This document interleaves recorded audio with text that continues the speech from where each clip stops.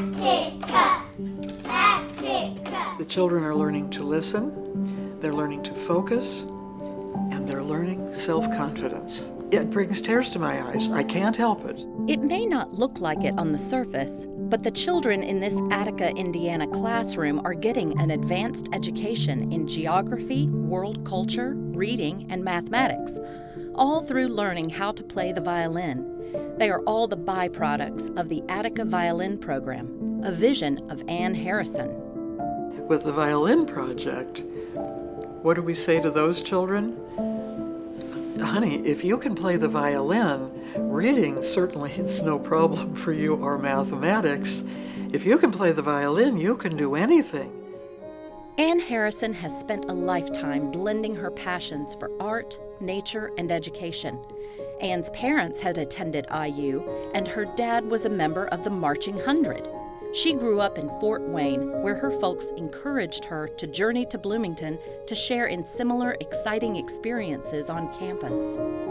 I'd always enjoyed doing projects and just art, making things art.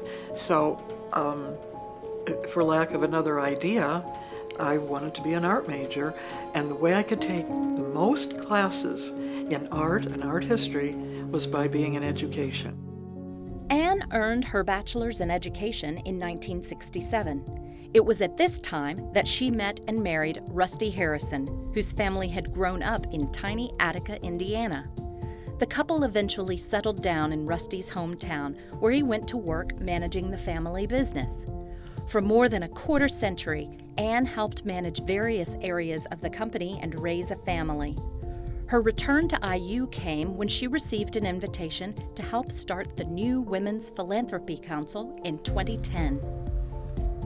Ann really does think of herself as a servant leader, and she would put the emphasis on the servant.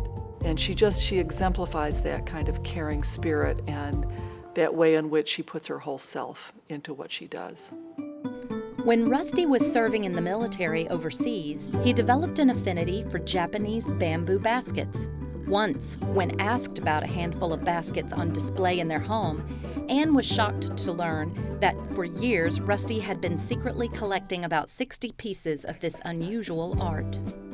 They're fabulous. They are made by often living treasures in Japan, and they've worked all their lives to make these magnificent sculptures, which when you look at them, you would say, I don't think it's possible for a human being to make something so perfect. Several years later, after Rusty's passing, Ann donated much of this rare artwork to the Sidney and Lois Eskenazi Museum of Art, where several are now on display. But Ann's ties to art and Indiana University didn't stop there.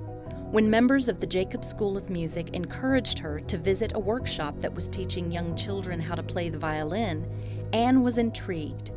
She wondered if a more widespread program could be implemented, even in a small town like hers. Within weeks, she was working on raising funds to help launch the Attica Violin Program. The teacher would come from Bloomington and work with our teachers. Then we went to the school board and talked them into the program. So there was a lot of selling going on, you might say. It's casting magic when she describes her passion, and that becomes infectious. And then she's not afraid to take the next step and ask. I'm a proponent of if you can take no for an answer, you can ask for anything, and I think that Ann Harrison is one of the originators of that philosophy, because her heart is in the right place and it's impossible to say no. This is as much a part of these children as breathing, as life itself, and by touching it early, they have touched it forever. The Attica Violin Program is now in its 11th year. When Ann graduated with her degree in education, she said she could not have imagined becoming a teacher. And yet, through her passion for the arts and education, she continues to discover new ways to inspire future generations. That was such a wonderful opportunity to return to something very exciting and challenging. It was magical. It was magical.